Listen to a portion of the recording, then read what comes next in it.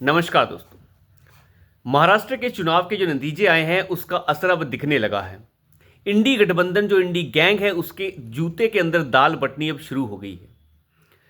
Congress party के 55 साल के अधेड़ को जिस तरीके से इंडी गैंग अब नकार रहा है ये सामने दिखने लगा है कि कैसे ममता बनर्जी से लेके अखिलेश यादव से लेके सीपीएम से लेकर उद्धव ठाकरे सभी के सभी इंडी गैंग को अब नकार रहे हैं।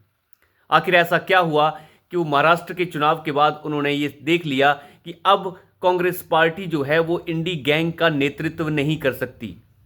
ममता बनर्जी ने एक लोकल चैनल को इंटरव्यू देते हुए ये साफ कहा है कि इंडी गैंग का यानी इंडी गठबंधन का जो नेतृत्व कर रहे हैं उनके बस की बात नहीं है और मैं चाहती हूं कि उसका नेतृत्व मैं करूं।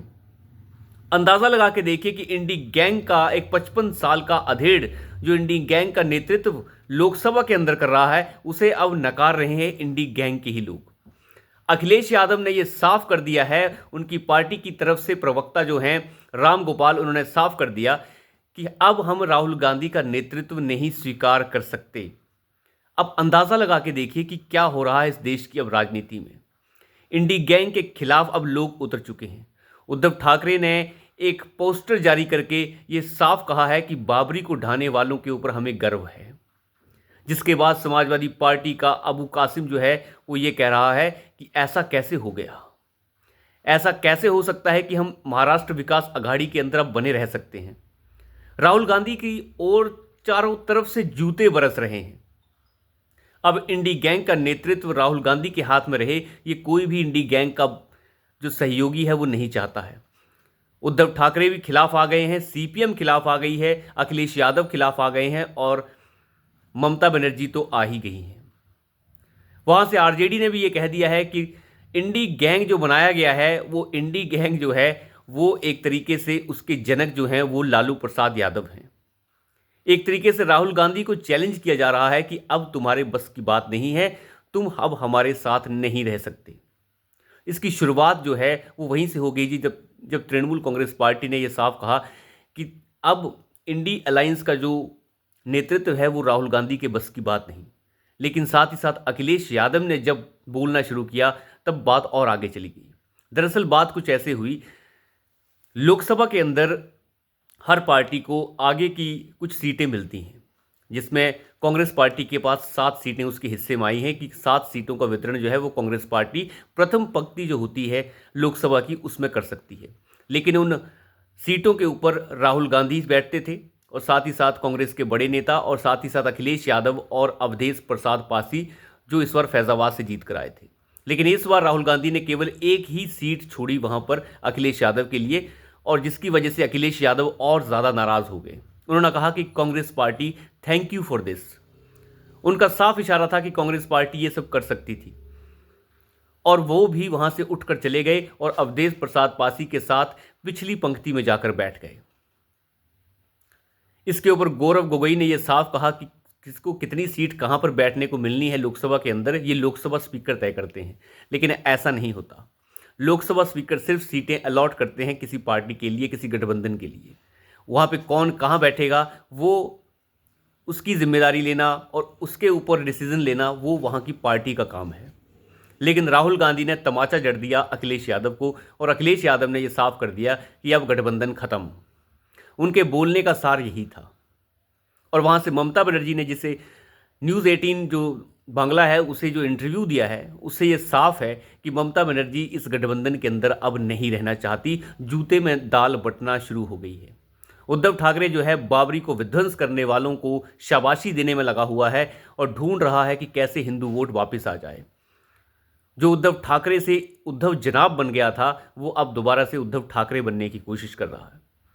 लेकिन उसे शायद पता नहीं है कि महाराष्ट्र विकास अघाड़ी के अंदर उद्धव जनाब की ही इज्जत है, उद्धव ठाकरे की नहीं। समाजवादी पार्टी की तरफ से यह बयान आया है कि अब इस तरीके की जो बातें उद्धव ठाकरे कर रहे हैं ये मुसलमानों के खिलाफ हैं और समाजवादी पार्टी की ये लाइन नहीं है। आप यहीं से अंदाज़ा लगा सकते हैं कि इंडी गैंग के अंदर जूते के अंदर दाल बटना शुरू हो गई है। अब और ज़्यादा वक्त नहीं है इंडी गैंग के पास। हालांकि ममता बनर्जी एक अच्छा चेहरा है और जिस तरीके से वो राजनीति आजकल कर रही हैं, धीरे धीरे से वो हिंदू वोट की तरफ बढ़ रही हैं, वो अपने आप में एक नई शुरुआत है, लेकिन मैं नहीं मानता ममता बनर्जी के बस की बात है कि वो राष्ट्रीय नेतृत्व जो है वो इंडिया अलायंस का संभाल सके, क्योंकि बंगाल के बाहर ममता बनर्जी का कोई भी नाम लेवा नहीं है और बंगाल में रहकर वो किसी भी राजनीति को, जो राष्ट्रीय राजनीति हो, उसमें वो नहीं उतर सकती। लेकिन एक बात और भी है, राहुल गांधी को जिस तरीके से इग्नोर ये गैंग कर रहा है वो अपनी जगह पे बिल्कुल ठीक है जब एक तरीके का राजनीतिक विमर्श होता है, क्योंकि राजनीतिक विमर्श जब होगा तब ये देखा जाता है कि कौन सी पार्टी कितना काम कर पा रही है, कितनी सीटें जीत पा रही है। उस मामले में कांग्रेस पार्टी जीरो हो चुकी है, तो इंडिया अलायंस के अंदर तो बगावत होनी ही है। लेकिन राहुल गांधी को इग्नोर करके राष्ट्रीय विमर्श तैयार करना ये बड़ा मुश्किल है, क्योंकि बिना कांग्रेस पार्टी के राष्ट्रीय विमर्श अकेली ममता बनर्जी नहीं बना सकती, लेकिन वो अपनी राजनीति को खत्म होता भी नहीं देख सकती। आने वाले 2 साल के अंदर राहुल गांधी के पास कोई खास ऑप्शन नहीं बचा है। आने वाले 2 साल के अंदर जो है उत्तर प्रदेश की विधानसभा के चुनाव होंगे, जहां पे कांग्रेस पार्टी का कोई नाम लेवाब नहीं है। पश्चिम बंगाल के चुनाव होंगे, वहां पर कांग्रेस पार्टी का कोई भी महत्व नहीं है। जो भी चुनाव होने हैं उसमें राहुल गांधी का कोई लेना देना नहीं है और कांग्रेस पार्टी और हाशिए में चली जाएगी। तो राहुल गांधी अगले 2 वर्ष के अंदर अपने आप को उभार तो बिल्कुल नहीं पाएंगे, बल्कि नीचे जरूर चले जाएंगे। तो अंततः अगर आप देखें तो राहुल गांधी के पास अगले 2 साल में खत्म होने के पूरे रास्ते हैं। वो केवल खत्म ही हो सकते हैं, उभर नहीं सकते। जिस तरीके से संभल के मुद्दे पर समाजवादी पार्टी ने यह कहा कि कांग्रेस पार्टी हमारे साथ आए, कांग्रेस पार्टी से कोई नहीं आया, मुद्दा ही नहीं उठाया गया लोकसभा के अंदर कांग्रेस पार्टी द्वारा। और जब कांग्रेस पार्टी ने यह कहा कि अडानी के मुद्दे के ऊपर हम विरोध प्रदर्शन कर रहे हैं लोकसभा के बाहर काले पट्टे मुंह पे बांध के, तो समाजवादी पार्टी और पश्चिम बंगाल की ममता बनर्जी ने उनका सहयोग करने से मना कर दिया। उन्होंने साफ कहा कि अडानी हमारा मुद्दा नहीं है, हम अडानी के मुद्दे पे ज़्यादा बहस नहीं कर सकते, क्योंकि ये मुद्दा जनता के बीच का मुद्दा है ही नहीं। अडानी के मुद्दे पे बार बार बकवास करते राहुल गांधी को शायद समझ ही नहीं आती कि अडानी के मुद्दे पर आप बोलते क्यों हैं। ये मुद्दा ही नहीं है। किसी उद्योगपति के ऊपर इस तरीके से टारगेट करना और कहना कि उसको फ़ायदा पहुंचा रहा है प्रधानमंत्री, कितना फ़ायदा पहुंचा देगा उसे, और उसे फ़ायदा पहुंचा के होगा क्या? आप कोई सबूत तो पेश कर नहीं पाते। बकवास करने से कुछ नहीं होता। एक एजेंसी जिसकी रिपोर्टों को आप लहराते हैं, वो एजेंसी की रिपोर्ट आपको भारत की एजेंसियों की रिपोर्ट से बेहतर नजर आती है। देश के सुप्रीम कोर्ट पर आपका भरोसा नहीं। देश का सुप्रीम कोर्ट कई बार कह चुका है कि हिंडनबर्ग की रिपोर्ट विश्वास करने लायक नहीं है और हम इसे रिजेक्ट कर रहे हैं, इसकी कोई आवश्यकता नहीं है। लेकिन आपको उसके ऊपर विश्वास नहीं होता। आपको विश्वास होता है बाहर की एजेंसीज के ऊपर। हिंडनबर्ग जो बदनाम एजेंसी है, उसके ऊपर आपको विश्वास हो जाता है। वो विश्वास इसीलिए होता है क्योंकि आप चाहते हैं कि वही सही है और उसी से आपकी राजनीति चमक सकती है। लेकिन राजनीति चमकेगी नहीं। अडानी के मुद्दे को सारे विपक्षी दल रिजेक्ट कर चुके हैं। ये मुद्दा ही नहीं है जिसके ऊपर चर्चा की जा सके। आम व्यक्ति से इसका कोई लेना देना नहीं है। महंगाई, बेरोजगारी के ऊपर तो चर्चा विपक्ष को करनी चाहिए और की भी जानी चाहिए। इसके ऊपर हमेशा से ही विकल्प खुले रहने चाहिए विपक्ष के पास। लेकिन राहुल गांधी के पास इन मुद्दों के लिए वक्त नहीं। उनके पास केवल अडानी का मुद्दा है। लेकिन विपक्ष का जिस तरीके से रुख है वो बताता है कि राहुल गांधी की आने वाली राह बिल्कुल भी अच्छी नहीं है। और प्रधानमंत्री मोदी के लिए 2029 की राह और ज़्यादा साफ हो रही है इंडी गैंग की इन हालातों से।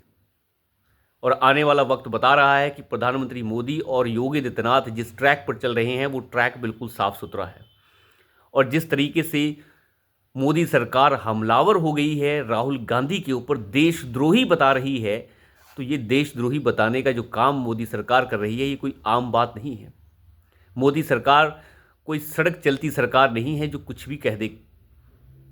अगर कुछ कहा जा रहा है तो उसका आधार भी है और आधार पुख्ता होगा, ये अपने आप में बड़ी बात है। जिसे सुधांशु त्रिवेदी कोट कर रहे हैं, निशिकांत दुबे कोट कर रहे हैं, तो आप उसे आम बात मत समझिए। ये कोई सड़क छाप नेता नहीं है।